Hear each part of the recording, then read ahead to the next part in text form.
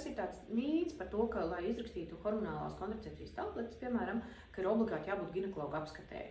Tā nav. Arī ģimenes ārsts ir speciālists, pie kura var griezties un runāt par šiem jautājumiem. Un, protams, ka ģimenes ārsti ir dažādi ir arī viņu vēlmi iesaistīties šo jautājumu risināšanā, bet tas, ko es esmu pamanījis, ka īpaši jaunās paudzes ģimenes ārsti arvien biežāk arī paši izraksta hormonālo kontracepciju. Arī ginekologs ir uzrakstījis šo te recepti un viss ir kārtībā, nekas nav mainījies un šo recepti ir nepieciešams pagarināt, jo ginekologs uzraksta recepti uz gadu. Tad arī ģimenes ārsts var droši šo te recepti pagarināt. Reizi gadā, ja ir dzimumatiecības īpaši mainās partneri, jāpārbauda uz seksuāli transmisīvām infekcijām. Arī ģimenes ārsts var nozīmēt šīs papildus analīzes.